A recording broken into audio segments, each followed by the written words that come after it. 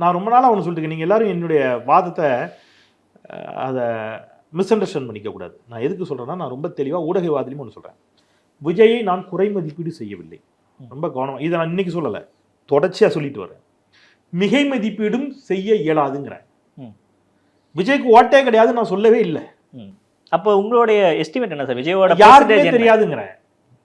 ஆனால் நிச்சயமாக அவர் வந்து அவர் மீது இளைஞர்களுக்கு ஒரு ஈர்ப்பு இருக்குதா? ஆமா இருக்குது. இதை நான் வெளிப்படையாக பல மாதங்களா சொல்லிட்டு வரேன். இந்த பேட்டியில் இல்லை, பல மாதங்களா இதை நான் சொல்லிட்டு வரேன். இளைஞர்களுக்கு அவர் மீது ஈர்ப்பு இருக்கிறது, பெண்களுக்கு அவர் மீது ஈர்ப்பு இருக்கிறது, அது வேற.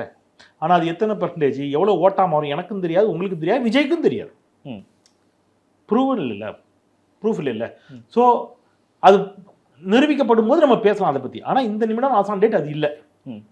ஆனால் நமக்கு தெரியுது, ஓகே, இளைஞர்கள் வந்து போகிற இடத்துல எல்லாம் இளைஞர்கள் வந்து என்ன செய்கிறாங்க, அவருடைய நடிப்பால் ஈர்க்கப்பட்டிருக்கிறார்கள் அப்படிங்கிறது தெரியுது. அது எந்த அளவுக்கு வாக்காமலும் தெரியாது. அதே சமயத்தில் சார் அப்போ அடுத்தது அவர் தான் ஆட்சி எப்படி பாருன்னா அதுவும் கிடையாதுங்கிறேன். அப்போ நான் ரெண்டா பார்க்குறேன். குறை மதிப்பீடு செய்யாதீர்கள், மிகை மதிப்பீடும் செய்ய வேண்டும். விஜய் டக் அவுட் ஆக மாட்டாரு, செஞ்சுரி அடிக்க மாட்டாரு, அப்படி வச்சுக்கலாம் sir. Yes, that's right. Duck out ஆக மாட்டாரு, செஞ்சுரி அடிக்க மாட்டாரு. ஆனால் ஒரு சீட்டாவது ஜெயிப்பாராங்கிறது டவுட்.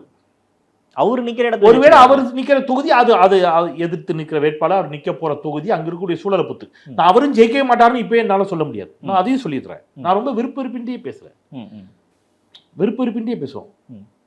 ஒருவேளை அப்படி ஜெயிச்சா கூட, ஒருவேளை அவர் நிற்கிற தொகுதி, அவரை எதிர்த்து நிற்கிற வேட்பாளர், இதெல்லாம் பொறுத்து ஒருவேளை அவர் வேண்டுமானால் வெற்றியை பக்கத்துல வந்து தொட்டு பார்க்க கூடும்.